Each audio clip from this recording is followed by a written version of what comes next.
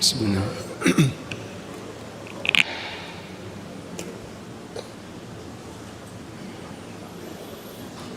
Assalamualaikum warahmatullahi wabarakatuh. Alhamdulillah, wassalatu wassalamu ala rasulillah wa ala alihi wa sahbihi wa mawalah. Wa ashhadu an la ilaha illallah wahdahu la syarika lah. Wa ashhadu anna Muhammadan abduhu wa rasuluh sallallahu alaihi wa ala alihi wa sahbihi wa man tabi'al huda ila yaumil qiyamah.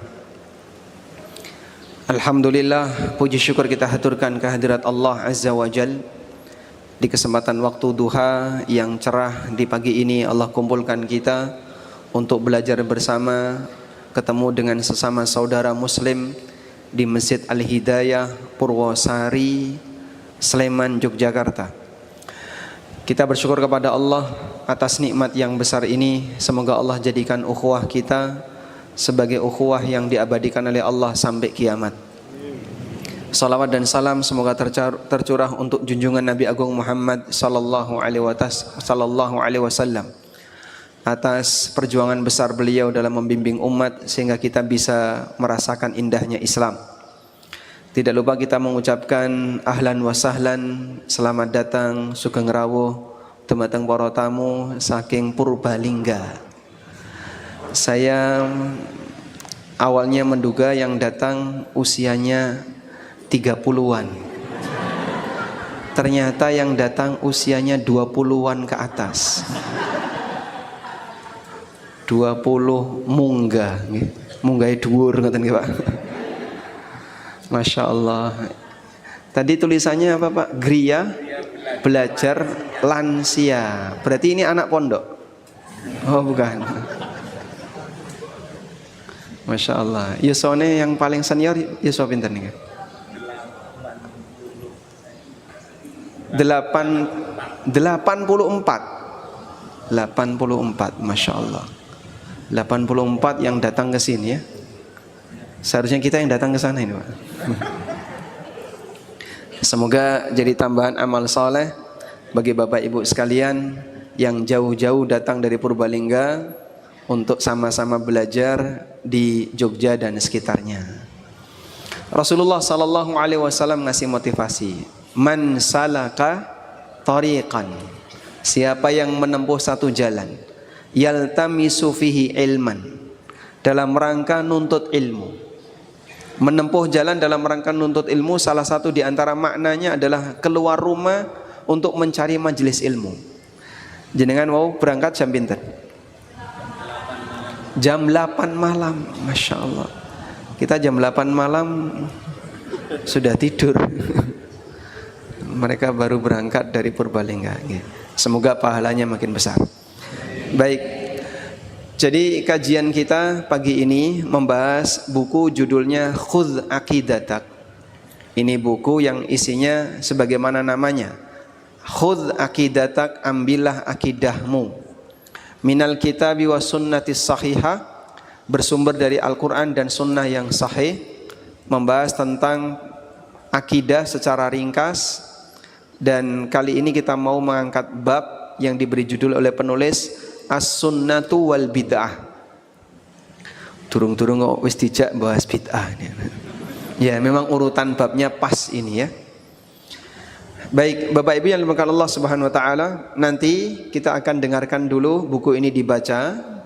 Lalu setelah itu baru kita akan berikan beberapa catatan. Silahkan. Bismillah, assalatu wassalamu ala rasulillah, wa ba'du. As-sunnatu wal bid'ah. As-soal al-awwal, hal fit dini bid'atun hasanah? Al-jawab, laisa fit dini bid'atun hasanah. Wa dalilu qawluhu ta'ala, al-yawma akmaltu lakum dinakum wa atmamtu alaikum ni'mati wa raditu lakumul islam dina. Surah Al-Maidah. Wa qaluhu sallallahu alaihi wasallam, wa kullu bid'atin dhalalah wa kullu dhalalatin finnar. Sahihun rawahu Ahmad wa ghairuh. Bab tentang sunnah lawannya adalah bid'ah. Pertanyaannya, hal fid dini bid'atun hasanah? Apakah dalam agama ini ada yang disebut dengan bid'ah hasanah? Jawaban dari penulis, laisa fid dini bid'atun hasanah. Dalam agama ini tidak ada istilah bid'ah hasanah. Wad dalilu qauluhu ta'ala, al-yawma akmaltu lakum dinakum wa atmamtu alaikum ni'mati wa raditu lakumul islam dina. Pada hari ini telah aku sempurnakan untuk kalian dinakum, agama kalian. Wa atmamtu alaikum ni'mati, dan aku sempurnakan nikmatku untuk kalian. Wa raditu lakumul islam dina, dan aku ridha Islam sebagai agama kalian. Ada 3 kalimat yang disebutkan dalam ayat di surat Al-Maidah yang dikutip oleh penulis. Kalimat yang pertama adalah firman Allah Subhanahu wa taala, al-yauma akmaltu lakum dinakum. Pada hari telah aku sempurnakan agama kalian. Yang kedua, wa atmamtu alaikum ni'mati, dan telah aku sempurnakan untuk kalian nikmatku. Wa raditu lakumul islama dinan, dan aku ridha Islam sebagai agama kalian. 3 ayat ini menjelaskan tentang kesempurnaan ajaran syariat yang dibawa oleh Nabi Muhammad sallallahu alaihi wasallam. Dan ayat ini turun pada saat Nabi sallallahu alaihi wasallam berada di Arafah ketika sedang melaksanakan haji wada. Turunlah ayat ini. Dan ayat ini sampai membuat orang Yahudi itu iri. Sehingga ada seorang yang dulu mantan Yahudi, namanya Ka'ab al-Ahbar. Tabi'in ya. Ka'ab al-Ahbar ini generasi tabi'in. Tanya kepada Umar bin Khattab radhiyallahu anhu, Inna fikum ayatan law unzilat fina laja'alnahu 'idan. Di tengah kalian itu ada satu ayat. Andaikan ayat itu turun di tengah kami, maka kami akan jadikan hari turunnya ayat itu sebagai hari raya. Lalu Umar bertanya, ayat apa yang kau maksud? Kemudian mantan pendeta Yahudi ini mengatakan, al-yawma akmaltu lakum dinakum. Kemudian Umar menyampaikan, aku tahu kapan ayat itu turun, di mana ayat itu turun, dan Nabi SAW sedang apa ketika ayat itu turun. Beliau berada di Arafah, saat beliau sedang wukuf, Allah Subhanahu wa taala turunkan ayat ini. Dan jarak antara hajinya Nabi SAW dengan wafatnya beliau berapa lama? Berapa lama Pak? Kurang lebih dari mulai Dzulhijjah. Setelah Dzulhijjah bulan apa? Muharram, Safar, Rabiul Awal. Sehingga Nabi SAW dari jarak antara haji beliau sampai wafatnya beliau kurang lebih hanya terpaut 2 bulan sekian hari. 2 bulan sekian hari. Karena beliau wafat di tanggal 12 Rabiul Awal, dan hajinya Rasulullah SAW di Dzulhijjah tahun terakhir sebelum beliau wafat. Beliau wafat tahun 11, haji beliau di tahun 10. Maka ayat ini salah satu di antara ayat yang akhir-akhir turun. Namun ini bukan ayat yang terakhir turun. Kalau ayat yang terakhir turun ada di mana Pak? Ayat yang terakhir turun Allah Subhanahu wa taala sebutkan di akhir dari surat Al-Baqarah. Ayat berapa itu? Tepatnya firman Allah Subhanahu wa taala di surat Al-Baqarah ayat 281. Wattaqu yawman turja'una fihi ila Allah thumma tuwaffa kullu nafsin ma kasabat wa hum la yudlamun. Ayat ini turun 9 hari sebelum wafatnya Nabi sallallahu alaihi wasallam. Sehingga Anda bisa catat di sini. Kalau ini surat Al-Maidah ayat berapa? Ini Al-Maidah ayat berapa? Ayat 3. Ayat yang terakhir turun, ayat yang terakhir turun Quran surat Al-Baqarah ayat berapa tadi? 281. Wattaqu yawman turja'una fihi ilallah thumma tuwaffa kullu nafsim ma kasabat wa hum la yudlamun. Takutlah dengan hari di mana kalian akan dikembalikan semuanya kepada Allah. Thumma tuwaffa kullu nafsin, kemudian setiap jiwa akan dipenuhi pahalanya, ma kasabat, dipenuhi balasannya sesuai dengan apa yang dia kerjakan, wa hum la yudlamun, dan mereka tidak dizalimi. Ini tadi turun 9 hari sebelum wafatnya Nabi sallallahu alaihi wasallam. Turun 9 hari sebelum wafatnya Nabi sallallahu alaihi wasallam. Sehingga ini lebih ujung dibandingkan Al-Maidah ayat 3 tadi. Namun para ulama menjelaskan bahwa setelah turun Al-Maidah ayat 3 tidak ada lagi ayat yang turun yang membahas tentang masalah hukum. Jadi setelah Al-Maidah ayat 3 tidak ada ayat yang turun yang bahas masalah hukum. Sehingga pembahasan masalah hukum sudah selesai sebelum ayat itu. Lanjutannya isinya hanya ayat motivasi atau ayat yang sifatnya memberi peringatan, bukan yang membahas masalah hukum. Baik.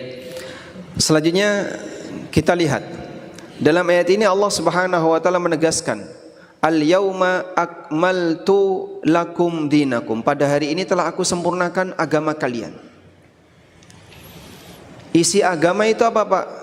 Perintah, larangan, aturan, berita, itulah isi agama.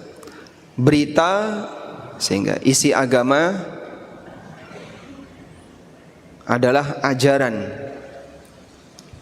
Dan ajaran agama ada yang berkaitan dengan amal batin. Amal batin ini apa? Iman. Apa yang kita imani, semua yang diberitakan oleh Allah Subhanahu wa taala dan nabinya sallallahu alaihi wasallam. Hal-hal gaib tentang kejadian-kejadian di masa silam sebelum manusia ini tercipta. Kejadian awal mula manusia tercipta. Kemudian aneka cerita para nabi dan perjalanan hidup manusia sampai Nabi Muhammad sallallahu alaihi wasallam. Ini berita tentang masa silam yang kita tidak akan pernah tahu kalau tidak diberitahu oleh Allah Subhanahu wa taala. Makanya ketika Allah Subhanahu wa taala menceritakan tentang kejadian para nabi masa silam, Allah mengatakan, "Wa ma kunta ladaihim idh yulquna aqlamahum ayyuhum yakfulu Maryam." Kau kan tidak berada di tengah mereka, wahai Muhammad, ketika mereka melemparkan pulpen-pulpen mereka saat mereka berundi siapa yang akan mengasuh Maryam. Tapi beliau bisa cerita tentang Nabi Zakaria, cerita tentang Maryam dan anggota keluarganya. Dari mana beliau tahu? Dari cerita yang disampaikan oleh Allah Subhanahu wa taala. Karena itu dulu ada orang yang masuk Islam gara-gara Rasulullah SAW cerita hal yang gaib, yang itu tidak mungkin bisa diketahui kecuali oleh seorang nabi. Ada seorang budak namanya Adas. Adas ini yang menyuguhkan Rasulullah SAW anggur yang ada di Taif. Setelah beliau diusir dari Taif, kemudian beliau singgah di sebuah kebun, istirahat di situ, terus disuguhi sama Adas. Terus Adas ditanya, kamu dari mana? Saya dari negeri ini. Oh, itu adalah negerinya Nabi Yunus bin Matta.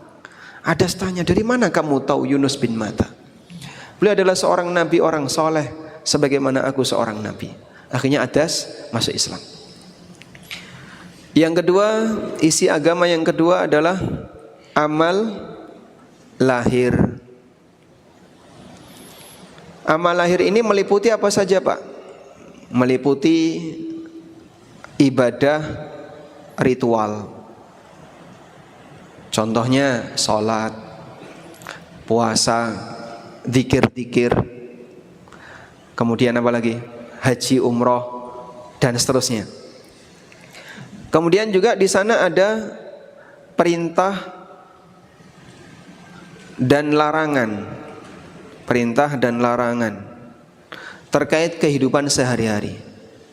Terkait kehidupan sehari-hari. Misalnya bagaimana interaksi manusia dengan tetangganya, dengan anggota keluarganya, dengan lingkungannya. Dan di situ juga ada masalah adab. Bagaimana adab ketika dia melakukan aktivitas sehari-hari, adab ketika dia membersamai orang lain, dan seterusnya. Kurang lebih seperti inilah isi agama. Dan ini semuanya telah lengkap. Di ajaran nabi-nabi sebelumnya tidak ada pernyataan seperti itu. Makanya tadi Ka'ab al-Ahbar, beliau merasa andaikan ayat al-yauma akmaltu lakum dinakum ini turun kepada kami, andaikan surat Al-Maidah ini ayat yang ketiga turun kepada kami, maka kami akan jadikan hari turunnya ayat itu sebagai hari raya. Karena mereka nggak punya yang seperti ini. Maka kita sebagai orang muslim seharusnya merasa bangga dengan apa, Pak? Kesempurnaan syariat yang Allah Subhanahu wa taala turunkan. Karena sudah sempurna, maka kita tidak perlu mencari ajaran agama yang lain. Karena sudah sempurna, jadinya gimana? Satu, tidak perlu cari ajaran yang lain. Misalnya, Pak, di Purwakarta, Pak. Purwakarta apa Purwokerto? Purwokerto. Di Purwokerto ditemukan Injil yang asli. Misalnya ya, kita perlu membacanya enggak? Kita perlu membacanya enggak? Kenapa tidak? Ya Quran sudah cukup.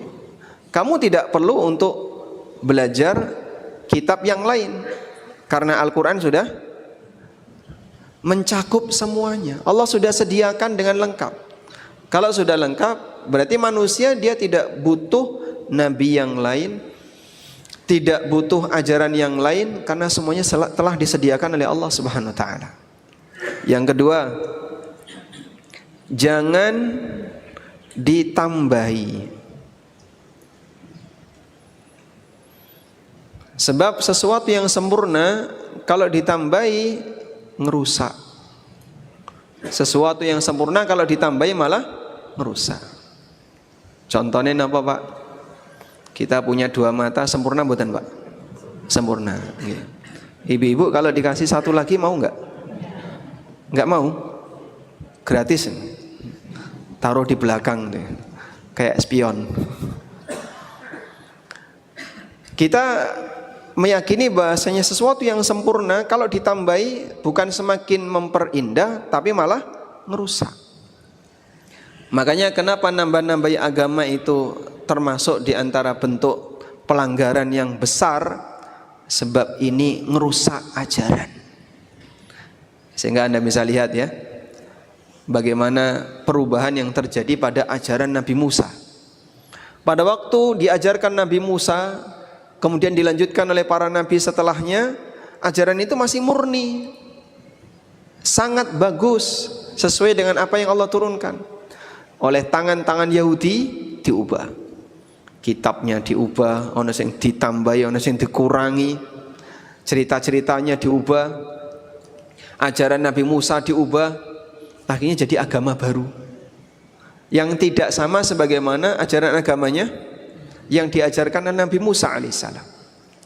Pada waktu Nabi Isa alaihissalam diutus oleh Allah, kemudian beliau berdakwah, ajaran beliau murni dibawa oleh pengikut-pengikut beliau, kemudian diubah, ditambahi, dikurangi oleh orang-orang yang jahat terhadap ajaran beliau, akhirnya berubah jadi ajaran baru. Hal yang sama juga akan mungkin terjadi pada agama Nabi Muhammad sallallahu alaihi wasallam. Sehingga jenengan Pak, kalau misalnya ditaruh di daerah Iran Pak, pusat Syiah, di tempat kegiatan ibadahnya orang Syiah, nanti Bapak akan menilai, kok beda kabeh karo aku, semuanya beda, iki agamane apa? Sehingga Islam ya ora Islam, Nasrani ora Nasrani, Yahudi ora Nasrani, ya ora Yahudi, mirip seperti Islam tapi bukan Islam, karena sudah beda jauh. Beda jauh sekali, perbedaannya sangat jauh. Di saat ada perbedaan yang demikian jauh itu, kita akan mengatakan ini bukan agama Islam, karena sudah terlalu jauh bedanya.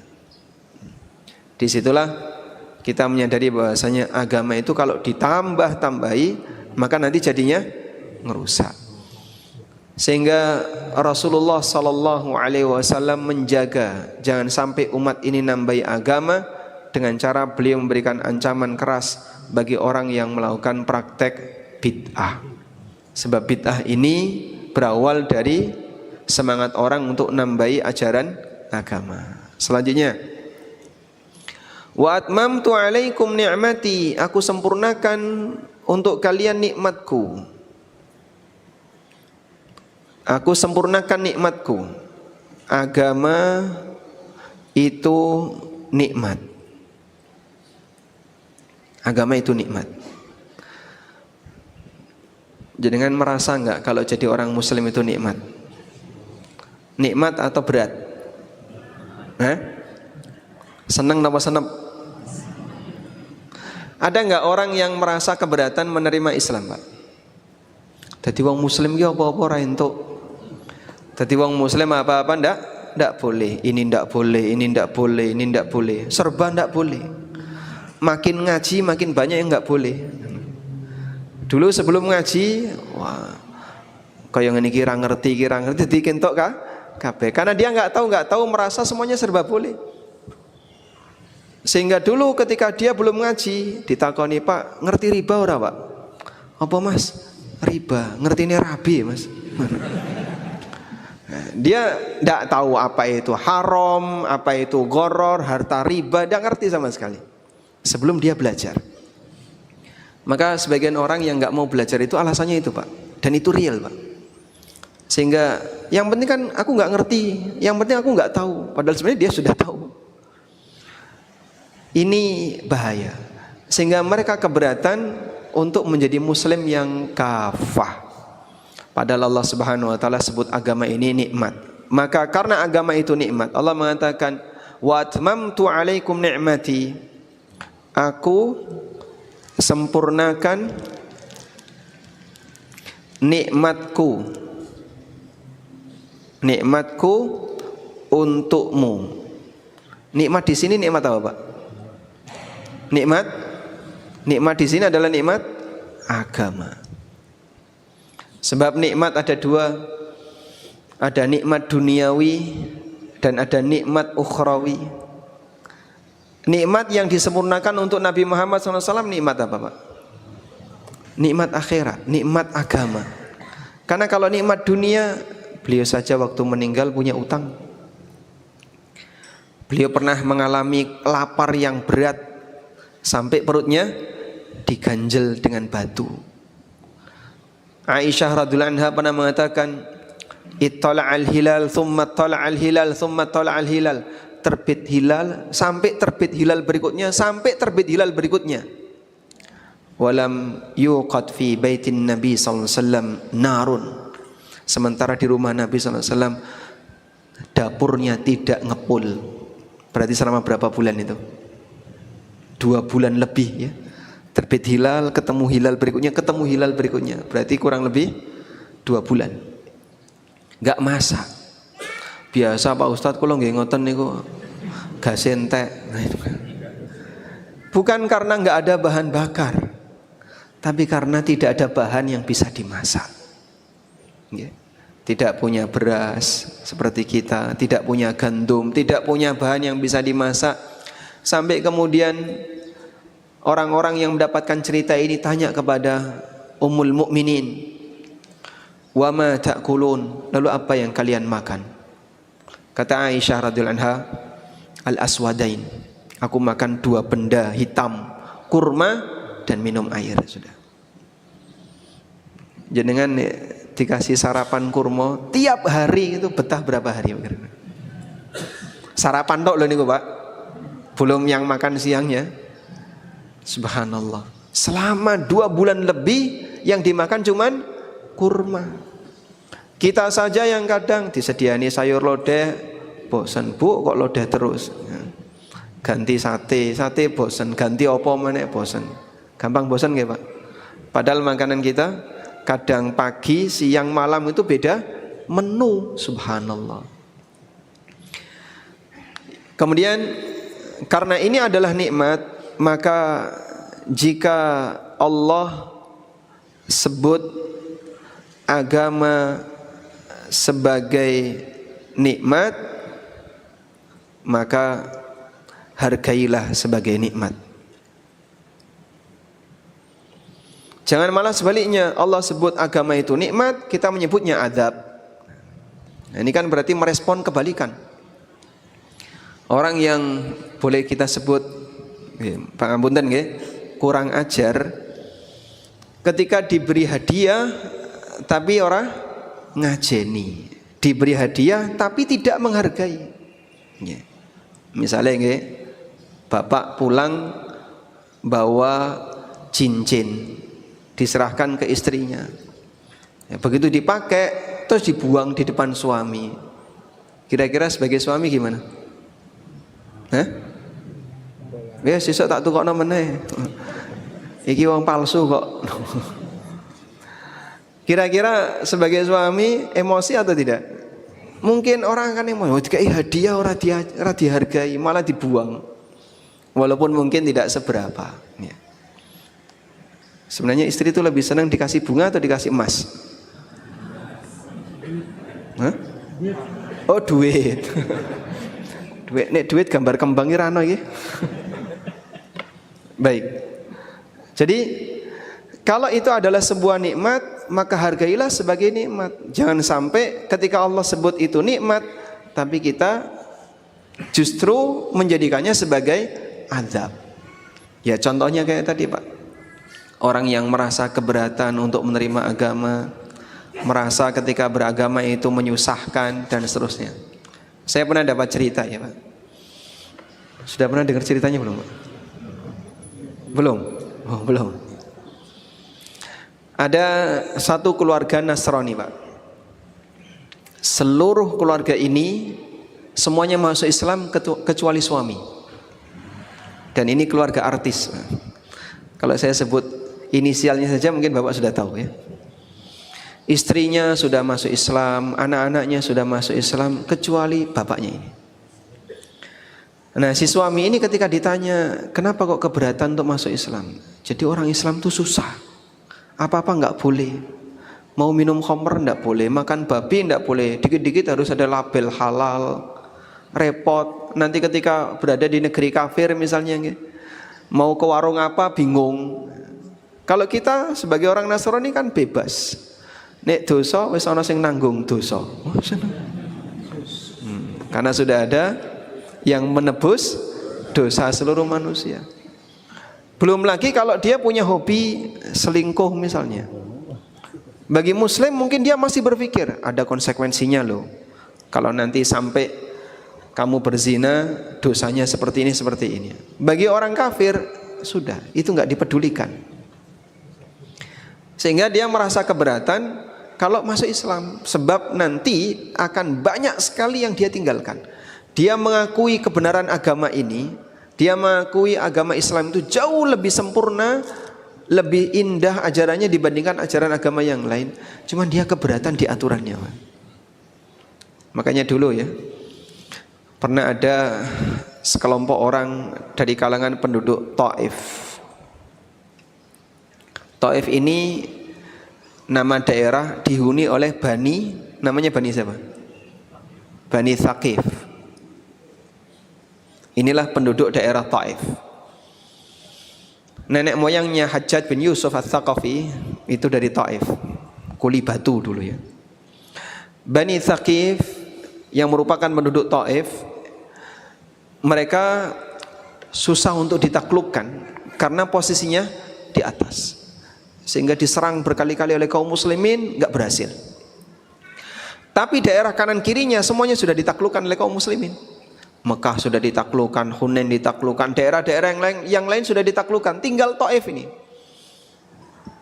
Sehingga Taif ini merasa kalau kita tidak menyerahkan diri, wah bisa bahaya.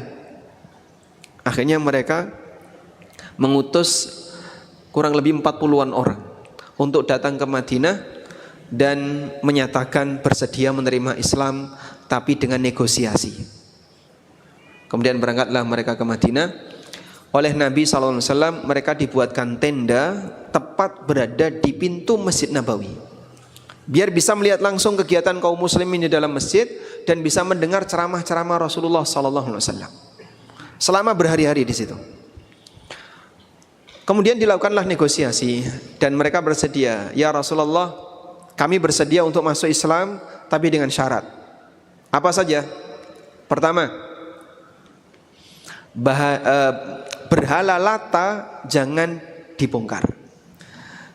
Pertahankan itu sebagai cagar budaya. Itu adalah peninggalan nenek moyang kami. Berhala Lata kan ada di Taif ya. Karena tidak semua berhala itu ada di Mekah. Ada berhala-berhala terkenal yang berada di luar Mekah. Di Taif itu berhala Lata. Kami minta agar itu dijadikan sebagai cagar budaya. Dan kita harus menghargai peninggalan leluhur. Masya Allah. Iku nih wong Indonesia ya sudah ada dinas khusus yang menangani itu. Penawaran ini ditolak oleh Nabi SAW. Nggak bisa. Berhala Lata harus dihancurkan. Nah, ketika mereka diperintahkan untuk menghancurkan, mereka khawatir nanti kalau kami yang menghancurkan takut kualat. Wani-wani karo Tuhan kan? Yang dulu mereka yakini sebagai apa? Tuhan. Ini contoh orang kalau belum bersih akidahnya masih berminat dengan apa? Situs kesyirikan. Akhirnya Nabi SAW menyampaikan, kalau kalian gak berani untuk menghancurkan sendiri, biar kami kirim pasukan untuk menghancurkan. Kemudian beliau kirim pasukan menghancurkan Lata. Yang kedua, ya Rasulullah, khamr itu minuman keseharian kami. Sama seperti di tempat kita ya, kalau orang itu bertamu, biasanya ditawari minuman apa Pak? Teh nopo? Kopi. Sampean pernah nggak bertamu? Jus nopo? Jus 30. Karena minuman pendamping yang ada di tanah Arab itu kalau nggak khamr, susu. Sebagaimana minuman pendamping di daerah kita kalau nggak teh, kopi. Bahkan ini kayaknya sudah jadi minuman mendunia ya. Sehingga di hotel-hotel ya isinya kalau nggak teh, kopi. Ya cuman itu saja. Coklat itu baru datang belakangan. Karena itulah saat Nabi SAW Isra, kemudian beliau didatangi Jibril sambil membawa dua minuman. Yang satu isinya susu, yang satu isinya khamr. Beliau milih apa? Susu. Di waktu ketika khamr belum diharamkan. Kemudian dipuji oleh Jibril, laqad ikhtartal fitrah. Engkau memilih fitrah. Walaupun ketika itu khamr belum diharamkan. Sehingga mereka meminta kepada Nabi SAW, jangan haramkan khamr untuk kami. Kami minta dikecualikan. Kalau yang lain haram tidak apa-apa, khusus kami jangan haram. Nah, gimana itu Pak? Ditolak oleh Nabi SAW. Allah Subhanahu Wa Taala haramkan khamr. Dan siapa yang minum khamr nanti akan kami cambuk. Dia sudah tahu hukumnya kok. Tidak ada pengecualian bagi siapapun, dia boleh minum khamr. Taif itu dingin atau sumuk? Maka kalau ada orang yang beralasan boleh khamr di daerah dingin, ini kalau datang ke Madinah dicambuk oleh Rasulullah SAW. Karena Taif itu daerah dingin. Musim panas Taif masih dingin. Apalagi musim dingin ya. Di permukaan daun Taif itu bisa es kayak di Dieng dulu Pak. Permukaannya ada es. Yang ketiga, ya Rasulullah, riba itu adalah transaksi sehari-hari kami, sehingga kami tidak bisa meninggalkannya. Nanti gimana nasib ekonomi kami kalau riba itu dilarang? Masya Allah ya, beralasan dengan pertimbangan ekonomi. Tapi Nabi SAW tidak terima. Riba tetap Allah haramkan dan harus diharamkan. Makanya pada waktu Taif ini sudah masuk Islam, ada salah satu Bani yang dia punya utang ke Taif, yang punya utang ke Bani Thaqif. Dan Bani Thaqif tidak mau melepas utang itu sebelum ribanya dibayar. Sampai kemudian Allah turunkan, ya ayyuhalladzina amanu taqullaha wa dharu ma baqiya minar riba in kuntum mu'minin. Wahai orang yang beriman, bertakwalah kepada Allah dan tinggalkan sisa riba. Maksud sisa riba adalah riba yang belum kamu ambil, tidak boleh kamu ambil. Yang keempat, ya Rasulullah, kami kalau safar nggak bawa keluarga. Kalau zina diharamkan, kami keberatan. Minta izin zina, Pak. Masya Allah. 4 ini semuanya ditolak oleh Nabi Sallallahu Alaihi Wasallam. Karena tidak ada ceritanya ada orang yang mendapatkan pengecualian dari hukum Allah sementara dia nggak punya udzur. Memang ada orang yang tidak wajib A, tidak wajib B karena dia nggak punya kemampuan. Itu ada udzur ya. Misalnya tidak wajib puasa, ada nggak Pak? Contohnya siapa? Orang yang sakit. Tidak wajib haji walaupun dia mampu secara ekonomi karena sakit, dan seterusnya. Tapi secara umum seluruh peraturan Allah berlaku bagi semua hamba sampai pun para nabi. Karena itulah peraturan seperti ini tidak boleh kita anggap sebagai azab. Kita harus mengakuinya sebagai nikmat. Yang ketiga, Allah Subhanahu wa taala mengatakan, wa raditu lakumul islam madina. Aku ridho Islam sebagai agama kalian. Aku ridho Islam sebagai agama kalian. Kata Ibnu Abbas, faqad radiyallahu 'anil Islam fardu antum anhu. Allah telah ridho menjadikan Islam ini sebagai agama kalian, maka kalian harus ridho. Allah ridho, masa kamu enggak ridho? Nah, makanya termasuk sikap kurang ajar tadi ya, mohon maaf, kalau dia tidak merasa lapang dada ketika dijelaskan tentang syariat agama. Nek kaya ngene aku moh, kok iso moh? Lah piye berat iki moh aku. Dia enggak nerima, Pak. Berarti dia tidak ridho. Karena itulah salah satu di antara bukti iman seseorang adalah dia ridho dengan semua syariat yang Allah turunkan. Rasulullah SAW bersabda, "Dzaka ta'mal iman, man radiya billahi rabba wa bil islami dina wa bi Muhammadin sallallahu alaihi wasallam nabiyya." Orang akan bisa merasakan nikmatnya iman, lezatnya iman kalau dia jadikan Allah, dia ridho dengan Allah sebagai Tuhannya, dia ridho Islam sebagai agamanya. Sehingga kita setiap pagi dan sore dianjurkan untuk membaca kalimat raditu billahi rabba wa bil islami dina wa bi Muhammadin sallallahu alaihi wasallam nabiyya. Wonten mboten yang masih keberatan pakai jilbab? Hah? Ada enggak? Bapak-bapak enggak pakai jilbab? Ya enggak boleh ya. Wanita yang sudah balik, ada enggak yang keberatan? Aku nek kongkon nggo kerudung ini enggak gelem. Ada, Pak? Padahal dia muslim. Bahkan ada yang mungkin dia rajin sholat, tapi saat dia disuruh untuk meninggalkan maksiat tertentu yang jadi kebiasaannya, enggak mau dia. rentenir tapi rajin tahajud, Pak. Masya Allah. Itu kalau diberitahu tentang riba, ngamuk, Pak. Ngomong ra karuan, Mas. Mungkin dia akan komentar gak karuan karena dia merasa materi yang disampaikan kepadanya bertentangan dengan apa yang menjadi kebiasaannya. Dan masih banyak orang yang keberatan untuk menerima syariat agama. Baik, intermezzo ya. Ibu-ibu kira-kira keberatan gak menerima syariat poligami? Kok bapaknya ketawa, kenapa? Hah? Pribon? Berat. Boleh nggak keberatan seperti itu? Tidak boleh. Berarti kan dia tidak ridho dengan syariat. Yang nek koyong ini aku gelem, Pak Ustad. Nek sehingga aku gak gelem. Boleh nggak kayak gitu? Sebentar dulu, Pak. Yang belakang belum jawab masalahnya.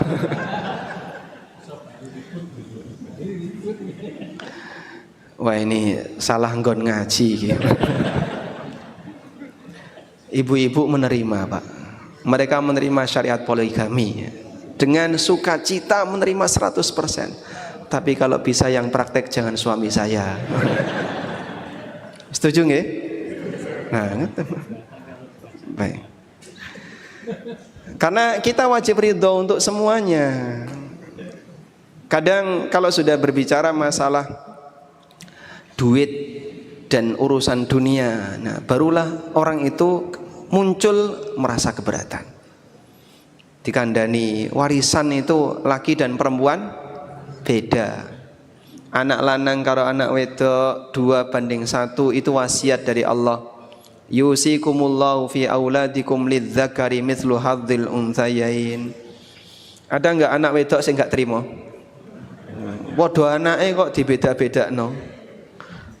Aku ya anake bapak, kowe ya anake bapak. Saya anak bapak, kamu juga anak bapak. Kenapa dibedakan? Karena Allah yang membedakan. Walaysad dzakaru kal untha. Laki-laki itu tidak sama dengan wanita. Maka membedakan yang sama itu kezaliman. Menyamakan yang beda juga kezaliman. Sehingga Islam mengajarkan menyamakan yang sama, membedakan yang beda. Itu prinsip. Baik. Sehingga ayat ini kalau kita renungkan dengan maksimal, kemudian kita jadikan sebagai prinsip hidup, ini sudah mencukupi sebagai nasihat kuat bagi siapapun muslim untuk menyadari betapa agama ini sangat indah. Allah jadikan sebagai nikmat, telah disempurnakan oleh Allah, dan semuanya akan mengantarkan manusia kepada kebahagiaan. Meskipun masih banyak orang yang kadang enggak raiso nompo, enggak terima. Nah, fenomena tentang orang yang keberatan untuk menerima agama, keberatan menerima. Mereka yang keberatan menerima, kita bicara untuk orang muslim ya. Kalau non muslim ya memang dari awal dia sudah enggak nerima. Orang muslim yang dia keberatan untuk menerima ajaran syariat agamanya, menunjukkan kalau dia kurang sempurna imannya. Kurang sempurna imannya. Karena itulah orang mukmin pada saat dia diberitahu tentang ajaran syariat agama, dia gembira. Berbeda dengan selain orang yang tidak sempurna imannya, yang punya penyakit dalam hati. Kurang sempurna imannya berarti ada penyakit dalam hati. Saat ada penyakit dalam hati, maka dia keberatan untuk menerima itu. Nah, tentang ini Allah Subhanahu wa taala ceritakan di akhir dari surat At-Taubah. Fenomena orang munafik yang Allah Subhanahu wa taala sebutkan bahasanya di antara sifatnya orang munafik, wa idza ma unzilat suratun faminhum may yaqulu ayyukum zadathu hadhihi imana. Apabila diturunkan satu surat yang baru, di antara mereka ada yang nyinyir Jenengan pirsa nyinyir. Nyinyir itu bahasa Jawa ini namanya. Komentar miring. Nyindir. Ayyukum zadatu hadhi imana. Konco-konco, ada enggak di antara kalian yang imannya bertambah gara-gara ayat ini? Lalu Allah Subhanahu wa taala mengatakan, fa ammal ladzina amanu fazadathum imanan wa hum yastabsyirun. Adapun orang yang beriman, iman mereka semakin bertambah dan mereka semakin bergembira. Jadi pada saat mereka mendapatkan penjelasan baru tentang masalah hukum syariat, seneng. Matur nuwun Pak Ustaz, baru kali ini saya tahu ternyata saya selama ini salah. Gelem ngakoni kados ngeten niki berat mboten, Pak? Bagi sebagian orang berat. Tapi bagi orang yang dia merasa gembira dengan itu, Allah sebut fazadathum imana. Imannya bertambah. Terima kasih Pak Ustaz, saya baru ngerti kalau selama ini saya salah. Saya baru tahu kalau selama ini saya keliru. Saya siap untuk berubah. Karena dia punya satu prinsip, sami'na wa ata'na. Gelem ngrungokno tur taat. Kami dengar dan kami taati. Lanjutan ayat, wa ammal ladzina fi qulubihim marad. Adapun orang yang masih punya penyakit dalam hatinya, fazadathum rijsan. Keberadaan ayat baru tadi semakin menambah kotoran dalam hatinya, ila rijsihim, di samping kotoran yang sudah ada sebelumnya, sehingga hatinya punya penyakit kotor. Saat ada ayat dan peringatan dari Al-Quran maupun hadis, dia tolak, dia nggak mau terima. Apa ini pengajian kok isine mong rentuk kabeh, apa-apa nggak boleh. Akhirnya dia menolak. Saat dia menolak itu, hatinya makin kotor. Wa matu wa hum kafirun. Yang bahaya adalah dia mati dalam kondisi kafir. Kapan itu Pak sampai mati dalam kondisi kafir? Karena dia sampai menolak syariat Allah Subhanahu wa taala yang paling prinsip dalam hidup. Ini bahayanya ketika seseorang punya penyakit dalam hati, karena penyakit ini bisa bertambah. Disebabkan karena keberatan menerima syariat. Makanya kalau jenengan mendengarkan pengajian, Bapak Ibu mendengarkan pengajian, kok ada sesuatu yang baru, kok gak biasa nih, kok yang ini, kok bertentangan dengan yang biasa kita lakukan, jangan coba-coba menolak jika itu sesuai dengan kebenaran. Karena menolak itu nanti akan menambah penyakit dalam hati. Jadilah seperti orang beriman yang dipuji oleh Allah, fazadathum imanan wa hum yastabsyirun. Apabila turun ayat baru, iman mereka semakin bertambah dan mereka semakin bergembira. Wallahu a'lam. Walhamdulillahirabbil alamin. Sampai di sini karena hari ini ada acara adat. Setelah ini ada upacara adat ya.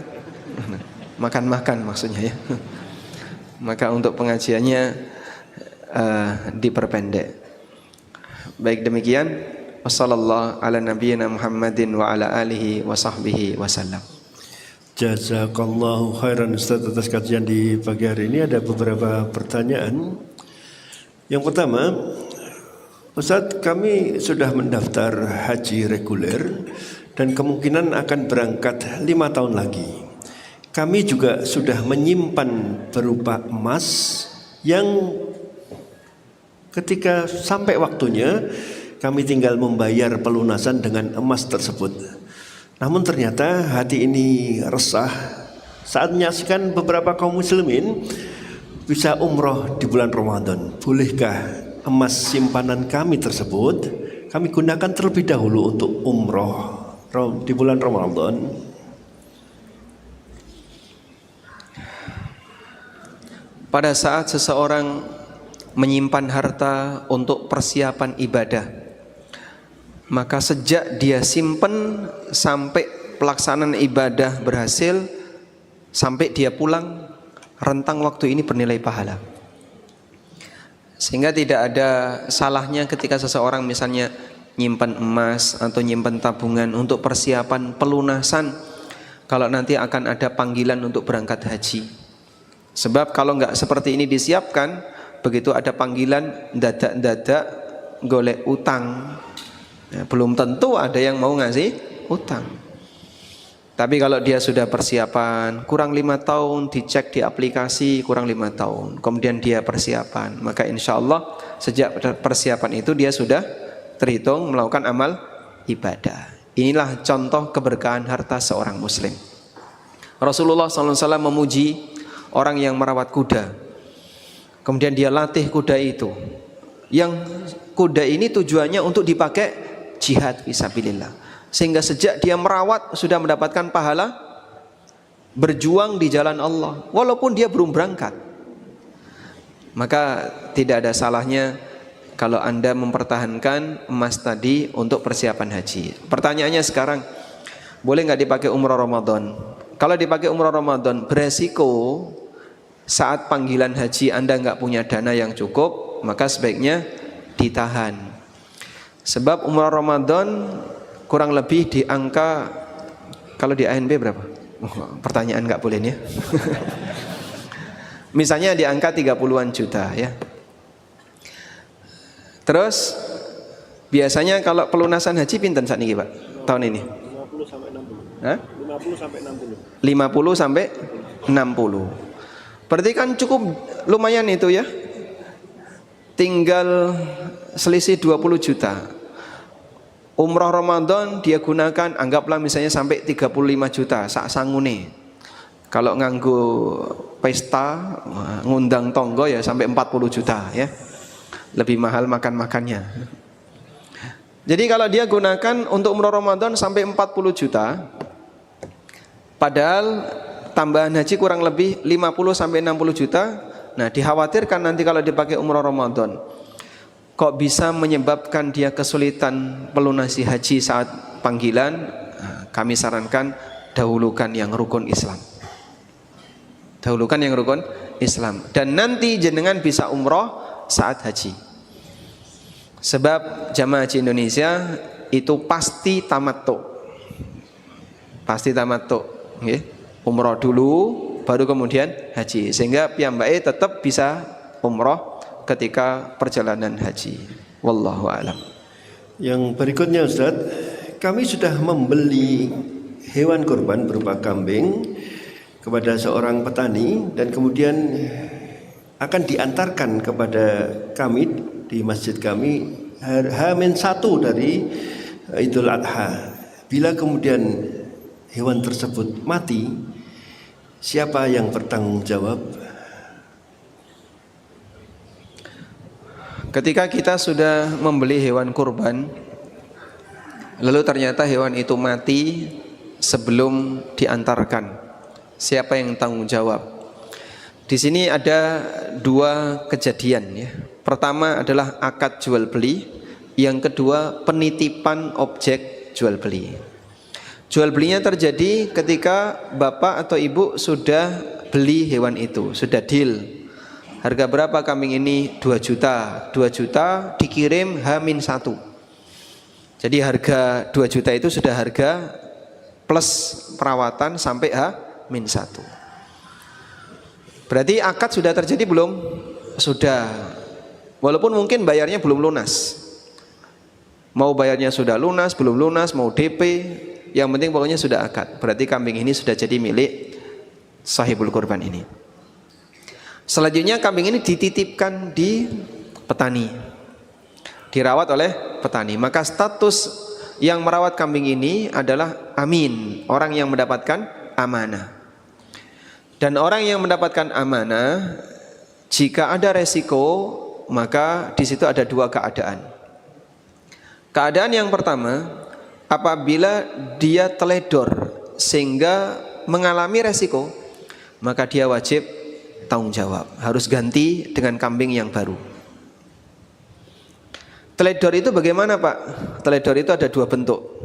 Ada teledor yang disebut dengan ta'addi, ada teledor yang disebut dengan taksir. Ta'addi itu melakukan sesuatu yang tidak seharusnya dilakukan. Kalau taksir, tidak melakukan sesuatu yang seharusnya dilakukan. Bisa dibedakan ya Bapak Ibu? Kita ulangi ya. Teledor itu ada dua. Melakukan sesuatu yang tidak seharusnya dilakukan. Yang kedua, tidak melakukan sesuatu yang seharusnya dilakukan. Contoh yang pertama Pak, melakukan sesuatu yang tidak seharusnya dilakukan. Misalnya kambingnya ditumpai, atau kambingnya dipakai latihan memanah, mati. Nah ini teledor. Tidak melakukan sesuatu yang seharusnya dilakukan. Dia tidak memberikan perawatan yang baik. Kambingnya diudan-udan ke, nek wedhus kok kudanan pripun Pak? Masuk angin, pilek, watuk, mati. Nah, maka nanti dia tanggung jawab. Selanjutnya, jika risiko ini terjadi di luar keteledoran yang rawat kambing, dia sudah rawat dengan baik, diperhatikan dengan baik, makanannya diperhatikan, dikasih payon ya, ditutupi atapnya. Tapi qadarullah mati. Ada bledek, kambingnya kaget, kecepit, mati. Nah ini kan di luar kesalahan yang rawat. Karena di luar kesalahan yang rawat, maka yang rawat tidak tanggung jawab, sehingga dia tidak harus memberikan ganti rugi. Wallahu a'lam. Yang terakhir Ustaz, jika ada sapi yang cacat, yang pincang saat diturunkan dari truk, apakah tetap boleh dikorbankan? Dalam hadis dari Jabir bin Abdullah radhiyallahu anhuma, beliau pernah mengatakan, Rasulullah sallallahu alaihi wasallam menyebutkan sambil berisyarat dengan tangan, arba'atun la tujzi. Ada 4 jenis binatang yang tidak boleh dikurbankan. Nah, beliau sebut dengan berisyarat tangan. Isyarat ini menunjukkan kalau ini hanya terbatas pada 4 tadi, atau yang lebih parah daripada 4 ini. Lalu beliau menyebutkan 4 ini, al-aura, al-bayyin auruha, yang buta sebelah dan jelas butanya. Yang kedua, wal arja al-bayyin arjuha, yang pincang dan jelas pincangnya. Kemudian yang ketiga, al-maridah al-bayyin maraduha, yang sakit dan jelas sakitnya. Kemudian yang keempat, binatang yang terlalu kurus, al-hazilah allati la tunqa, binatang yang sangat kurus sampai kaya ora duwe sumsum. 4 ini yang dilarang untuk dipakai korban. Kan tadi Nabi SAW menyebut buta sebelah. Kalau buta dua-duanya Pak, ya tambah rentok. Sebelah rentok apalagi dua-duanya. Sehingga yang enggak boleh adalah 4 ini atau yang lebih parah. Kemudian para ulama menjelaskan bahwa larangan ini berlaku apabila binatang itu belum ditakyin. Ditakyin itu apa Pak? Belum ditegaskan untuk dijadikan hewan kurban. Misal ya, saya punya 10 kambing. Saya punya rencana besok akan berkorban 1 ekor. Semuanya kambing yang memenuhi usia, wis poel kabeh. Usia anggaplah antara 1 tahun sampai 2 tahun.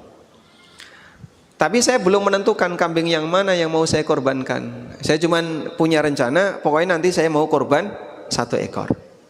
Udah? Nah, ketika saya nunjuk yang ini yang mau saya korbankan, nah, berarti kambing ini sudah saya takyin. Maka yang lain kambing yang belum ditakyin, yang sudah saya tunjuk itu yang sudah ditakyin. Sehingga kalau sampai hari H saya tidak nunjuk kambing apapun, saya cuma baru punya rencana untuk menyembelih seekor kambing, tapi saya tidak menegaskan kambing yang mana, maka berarti saya belum mentakyin. Nah, takyin itu bisa dilakukan dengan lisan, atau yang kedua, saat pembelian dengan niat dikorbankan. Jadi waktu beli sudah ada niat ini akan dikorbankan. Menurut pendapat Syekhul Islam, ini sudah masuk kategori ditakyin. Karena dia tidak punya niat ketika dibeli untuk dijual lagi. Lain halnya kalau misalnya ada bakul wedhus, bakul kambing, dia beli dalam jumlah banyak. Sampai tanggal 10 bar duhur masih sisa banyak. Nah, pada waktu itu dia punya niat korban enggak? Ya? Mungkin belum ya? Belum. Sampai tanggal 10 bar duhur kok sisa banyak. Ya sudahlah, aku tak melu korban. Muncul niat dia untuk berkorban. Terus dia pilih salah satu kambing, ini tak korbankan. Nah, saat dia tunjuk ini, itu takyin namanya. Sudah? Nah, sehingga ketika orang itu mau berkorban dan sudah membeli seekor hewan korban, berarti dia sudah takyin, membeli dengan niat korban. Selanjutnya, cacat yang timbul sebelum takyin wajib ganti. Contoh tadi ya, saya punya 10 ekor kambing, semuanya sehat-sehat.